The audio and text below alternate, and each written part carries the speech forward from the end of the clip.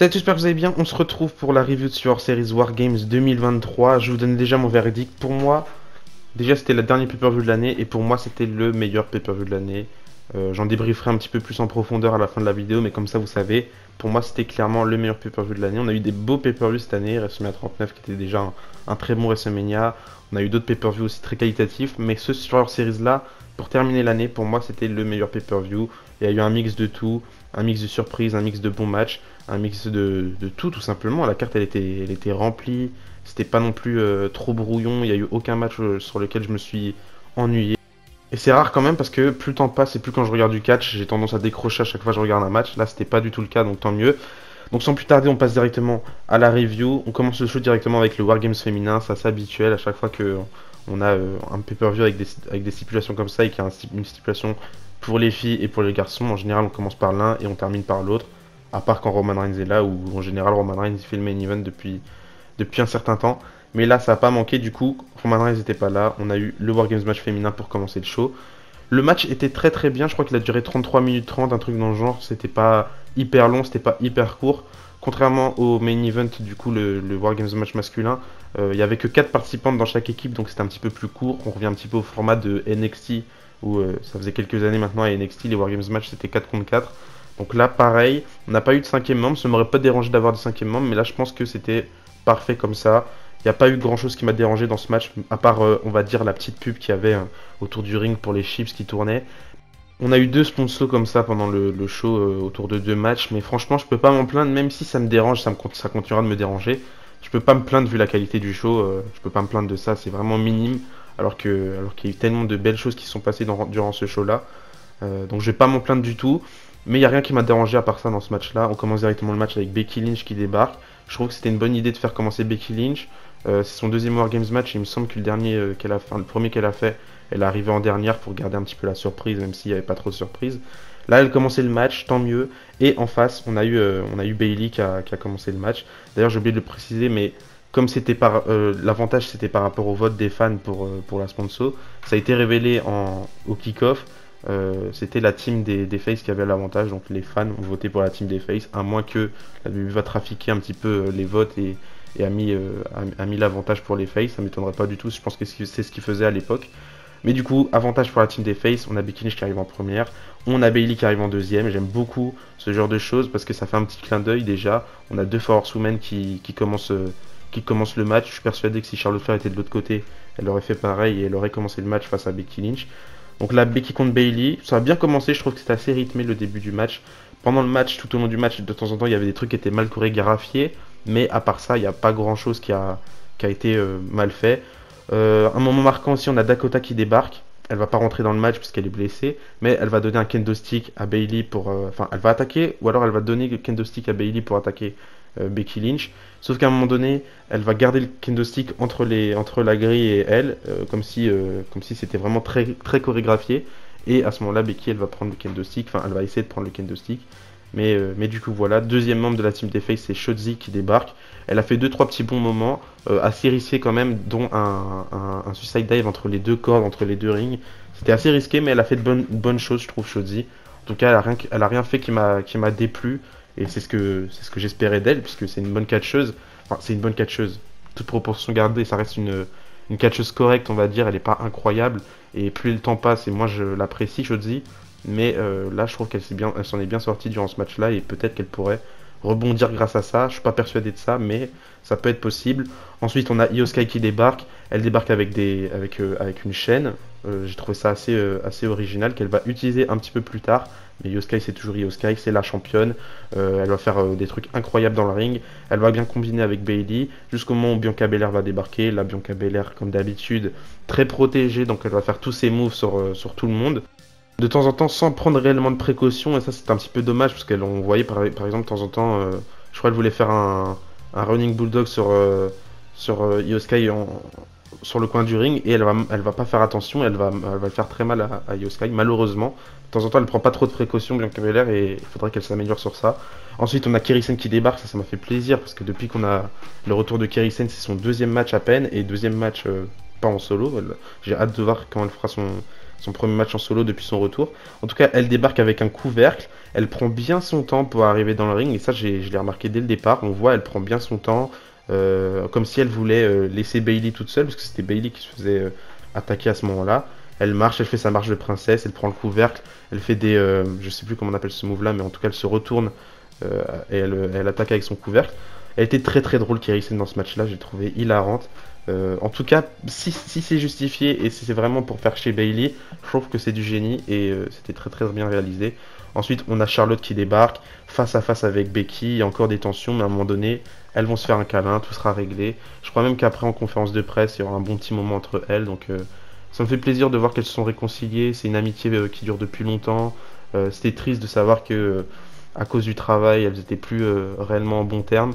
Là, ça fait plaisir, les choses se sont arrangées et on voit que Charlotte Flair, elle a pris en maturité, même si je doute pas que c'était quelqu'un de pas mature du tout. Hein. Je pense que Charlotte Flair a toujours été quelqu'un de mature, mais de temps en temps, dans le travail comme ça, quand il y a de la concurrence, ça peut de temps en temps frustrer et je comprends totalement. Mais là, ça me fait plaisir de les voir se réunir, que ce soit à l'écran ou en dehors de l'écran.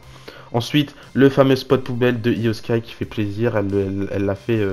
Elle l'a fait vraiment super bien réalisé.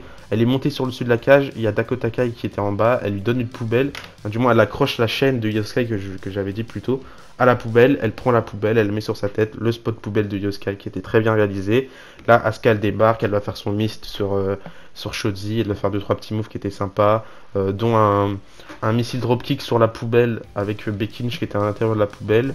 Et puis on arrive dans une séquence où tout s'enchaîne et tout est très bien réalisé. Un moonsault de Charlotte Flair du haut de la cage. Le fameux moonsault que je pensais que Cody Rhodes allait faire, mais il l'a pas fait du tout malheureusement. Mais c'est Charlotte Flair qui le fait, c'était très très bien. Ensuite, une grosse séquence où Bayley elle va faire des saves sur tout le monde. Elle va attaquer tout le monde, elle va stopper des comptes, elle va tout faire. C'était vraiment super Bayley, la Bayley que j'adore, qui est ma catcheuse préférée. J'ai hâte d'ailleurs de voir le face turn de Bayley qui va se faire automatiquement, j'imagine, et qui va s'enclencher très vite, dû à ce qui s'est passé dans ce Wargames match là. Ensuite, on aura Bianca Belair, je crois qu'il va prendre un extincteur et qui va le mettre sur Asuka. Avec l'arrivée d'Asuka, du coup, le match a commencé. Bayley, à un moment donné, vers la fin, elle va se prendre tous les finishes de tout le monde pour un petit peu appuyer sur le fait qu'elle va se faire dégager prochainement, j'imagine. Et du coup, victoire des Faces qui remportent le match. Petite déception de voir les Faces remporter le match vu l'ampleur que Damage Control prend. Mais je trouve que c'est nécessaire à la feud que Bayley elle se prenne tous les finishes, que Bayley elle se fasse un petit peu victimiser par les faces et elle va se faire dégager prochainement. Donc très très bien, très très bon match. Gros match pour commencer le show, ça fait partie de... Je veux dire même que c'est mon deuxième Wargames match féminin préféré. Le premier reste toujours le meilleur d'après moi en termes de work rate, en termes de in-ring tout simplement. Je trouve que le premier il était vraiment bien mieux. Pas de loin non plus, hein, faut pas abuser. Mais il y avait une histoire qui était peut-être plus profonde, on va dire, dans le Wargames match, dans le premier Wargames match que celui-là. En tout cas, il était très très bien aussi celui-là, et tant mieux. Par contre, ce qui se passe pendant tout le long du show, on a des segments backstage où on voit que Jey Uso il s'inquiète, Sami Zayn aussi, Seth Rollins aussi et Cody Rhodes aussi, parce que Randy Orton n'est pas là. D'ailleurs, Jey Uso il pense que Randy Orton n'est pas là parce que il lui en veut. Donc c'est très très bien de la part de la WWE de mentionner ça. Encore une fois, je dis que c'est un super boulot de la WWE de mentionner des trucs qui sont passés. Maintenant ça fait 1 an et demi que ça s'est passé cette histoire-là avec Jey Uso et Randy Orton, mais il le mentionne quand même et c'est génial. Par contre, ça m'a fait flipper parce que Randy Orton qui est pas là, en plus j'ai vu des rumeurs sur les réseaux sociaux comme quoi il pouvait se faire remplacer par LA Knight. Je me suis dit ah non, si ça se passe comme ça va être nul et ça va être frustrant parce que je suis sûr que le public aurait cheer quand même pour LA Knight alors que tout le monde veut voir Randy Orton. Mais au moins ça a maintenu le suspense. Juste après on a enchaîné avec le match pour le titre intercontinental, Gunther qui défendait son titre face au Miz.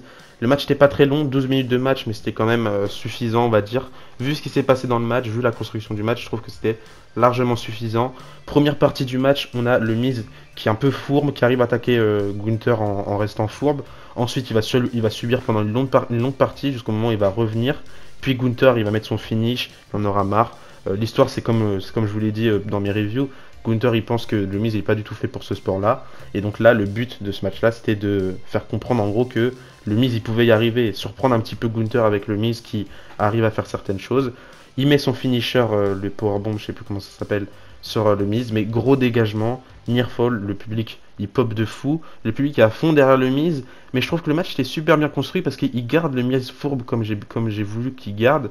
C'est pas un Miz face qui va tout faire pour satisfaire le public. Là c'est vraiment un Miz qui arrive à faire les choses mais de manière fourbe face à un Gunther qui détruit tout le monde. Donc franchement, je trouve que c'était super bien réalisé. Ensuite, on a une sleeper hold de Gunther sur le Miz, mais ils seront près du coin, donc le Miz va arracher la protection. Il va, je crois plus tard, envoyer Gunther sur la protection, mais surtout lui mettre un coup derrière sur les boules, pendant que l'arbitre il voit pas. Il va lui en remettre un. Il va faire son skull crushing finally, il va faire le tomber, mais dégagement de Gunther. Heureusement, là j'ai flippé, j'ai cru qu'il allait y arriver. Mais puis Gunther, à un moment donné, il va revenir. Je crois qu'il va l'envoyer dans le poteau à un moment donné, ou je sais plus quoi. Enfin, dans le truc sans protection, sur le coin. Mais il va refaire son skull crushing finally, je crois, le Miz. Et là, Gunther, il va le reprendre en sleeper hold, il va se retourner, roll up sur Gunther. Sauf qu'il va réussir à se dégager. Et puis Gunther, il va péter son câble. Il va mettre son finisher. Je crois qu'il va mettre aussi un frog splash. Ensuite, il va même faire un Boston Crab et il va remporter le match par soumission. Victoire de Gunther, bien construit comme il fallait. Il n'y a rien qui m'a dérangé. J'en attendais pas plus personnellement. J'aurais kiffé avoir un match avec un peu plus de work rate. Mais l'histoire là, forcément, était bien mieux racontée de cette manière-là. Et tant mieux. Victoire de Gunther qui conserve. Aussi, il y avait des rumeurs comme quoi Maryse, la femme du Miz, elle était présente à Survivor Series. Donc je me suis dit, est-ce qu'elle va pas donner la victoire au Miz? Ce serait un petit peu dérangeant. Mais finalement, victoire de Gunther qui conserve. Et maintenant, j'ai hâte de voir jusqu'où il pourra aller avec ce règne de titre intercontinental qui est juste excellent. Ensuite, on a eu Santos Escobar contre Dragon Lee, le match que j'attendais le plus. Pas réellement le match que j'attendais le plus parce qu'il y a le main event qui est quand même hyper hypant. Mais ce match-là, je l'attendais parce que je me suis dit que ça allait être un gros banger. Finalement, bah, c'était le cas. C'était juste un banger. Une belle histoire qui est racontée avec Santos Escobar avec le clip promotionnel du match. Avec Dragon Lee aussi qui est super bien mis en avant. 8 minutes de match, c'était pas très long non plus, mais c'était quand même suffisant, je trouve, vu la construction aussi. On a Santos Escobar qui va faire pas le fourbe, pas de la même manière que le Miz, mais il va être juste, il va faire son rôle de heal, hein. Il va attaquer Dragon Lee, il va vouloir lui péter la jambe, il dit même je vais te casser la jambe. Il y a le public qui dit F you Santos, le public qui réagit bien des deux côtés. Qui réagissent bien pour Santos en tant que heel et qui réagissent hyper bien pour Dragon Lee en tant que face. Il s'est fait acclamer, c'était juste un gros moment pour Dragon Lee qui va pouvoir caler 2-3 moves qui lui appartient. Le Huracan Rana où il passe en dehors du ring, son fameux somersault, etc. Il fait plein de bons moves jusqu'au moment où à la fin Santos Escobar il va péter son câble, il va arracher le masque de Dragon Lee et là ça va vriller. On aura Santos Escobar qui va enchaîner à la fin avec un Canadian Destroyer qui était super bien réalisé, son Phantom Driver et victoire de Santos Escobar qui remporte le match clean mais d'une belle manière. Et j'ai pas trouvé ça dérangeant et je trouve que c'était juste satisfaisant parce que le public a super bien réagi à ce match là, donc tant mieux. Avant-dernier match de la soirée, Rhea Ripley qui défend son titre face à Zoey Stark. 9 minutes de match, c'était peut-être le match le moins bien de la soirée, même s'il était quand même très bien, hein, il m'a pas dérangé du tout ce match-là. C'était le fameux match avec la pub Slim Jim qui m'a un peu dérangé. Mais 9 minutes de match, j'ai l'impression que ça durait un petit peu plus longtemps. Zoey Stark a comme d'habitude réussi à briller, elle a fait un move que j'avais pas vu depuis longtemps qu'elle faisait.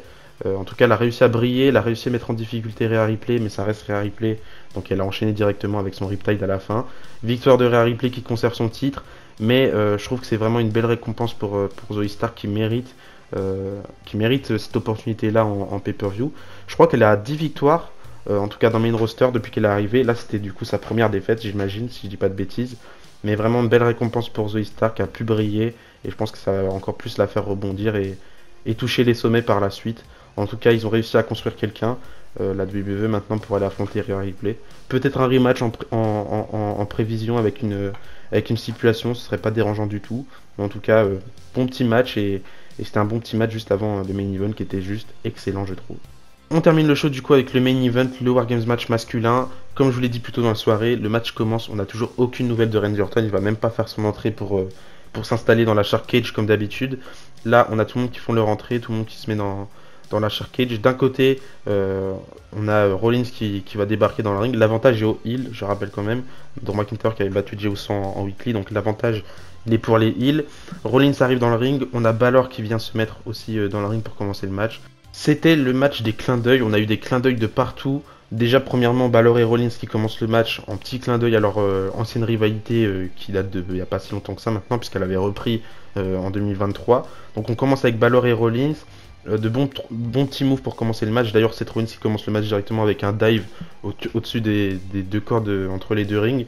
Vraiment très bien réalisé. On a JD McDonagh qui va arriver en deuxième, qui qui va combiner avec Finn Balor, l'élève et le maître, c'était très très bien fait.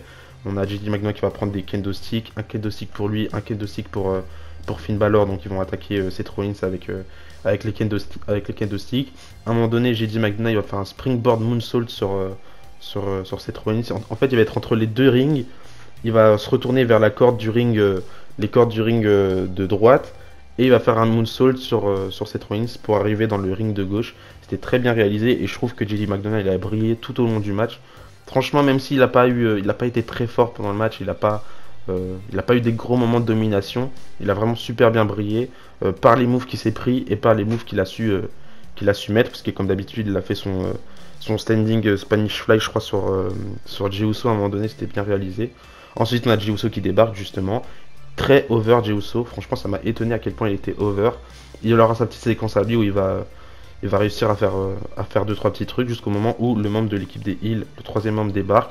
C'est McIntyre qui veut y aller, mais on a Damian Priest qui va le stopper, qui va dire attends, c'est moi qui y vais, je te l'ai dit, on reste focus sur le plan. Donc ils ont un plan évidemment, et McIntyre il est pas au courant de ce plan là, il dit comment ça le plan, t'as changé les plans entre temps ou quoi?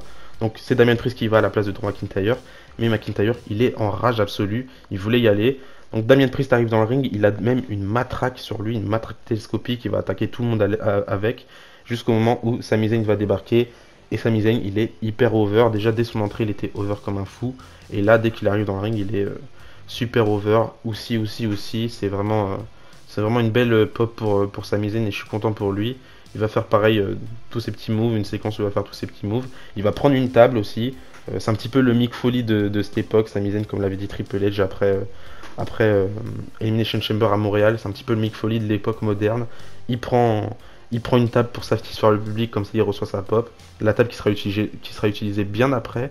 D'ailleurs, j'ai pas du tout de souvenir quand ils ont utilisé la table. Si je dis pas de bêtises, ils n'ont pas utilisé la table du tout. Je sais plus, mais enfin bref, on a Drew McIntyre qui débarque, Drew McIntyre qui va être très dominant tout au long du match. C'est ouf à quel point il était dominant, comme s'il avait changé complètement. Il a son regard fermé, il attaque tout le monde, il détruit tout le monde, que ce soit Sami Zayn, Seth Rollins, etc. Il fait le ménage complet. Et à un moment donné, pendant que tout le monde est sur le ring de gauche, sur le ring de droite, il y a quelqu'un qui est tout seul, et c'est Jey Uso. Et là, à ce moment-là, Drew McIntyre, il perd pas une seule seconde. Il arrive dans le ring de droite, il vient se mettre face à face avec Jey Uso. L'affrontement éclate, et j'ai adoré ce moment-là parce que c'est super bien écrit, et ils ont fait ça à la perfection, je trouve, la WWE.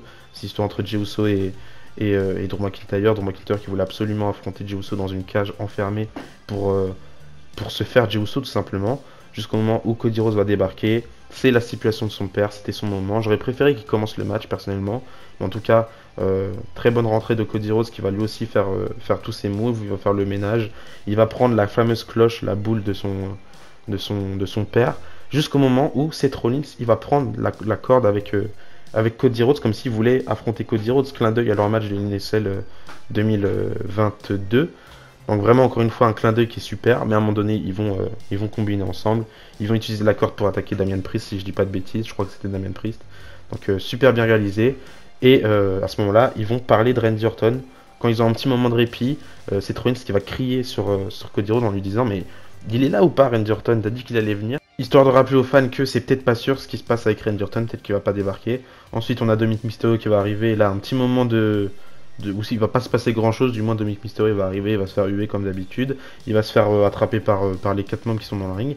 Moment que j'ai bien aimé, à un moment donné, on aura un triple chokeslam avec Drew McIntyre et Damian Priest. Ils ont mis des chokeslam à 3 membres de la team des Face. D'ailleurs, c'est là où je me rappelle qu'ils ont utilisé la table à un moment donné. C'est Rollins qui est passé à travers la table avec Damian Priest qui lui a fait une sorte de powerbomb, un truc dans le genre.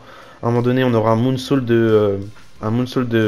comment il s'appelle, de JD McDonough, suivi d'un coup de grâce de Finn Balor, et suivi d'un frog splash ah ça y est, j'oublie tout le monde ou quoi, de Dominic Mysterio sur des membres différents. Ensuite on a au moment où le chrono s'arrête et on est censé avoir Randy Orton qui débarque, on a Rhea Ripley qui débarque avec la mallette.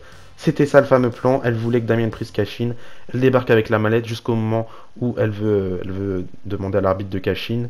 On a Randy Orton qui débarque, il fait son grand retour, musclé de ouf, c'était incroyable comment il est arrivé. Il arrive dans le ring, les power slam, jusqu'au moment où il veut faire un RKO sur un membre de la team des Heels, mais il va se retourner sur Jey Uso, Et là, encore une fois, clin d'œil avec Jey Uso, jusqu'au moment où Jey Uso va sauver Randy Orton en mettant un super kick à Damian Priest. Du coup, ça va être réglé en gros. Puis, on aura un cutter de Cody Rhodes, Elbow kick de Sami Zayn, Uso splash de Jey Uso, RKO de Randy Orton sur Dominic Mysterio.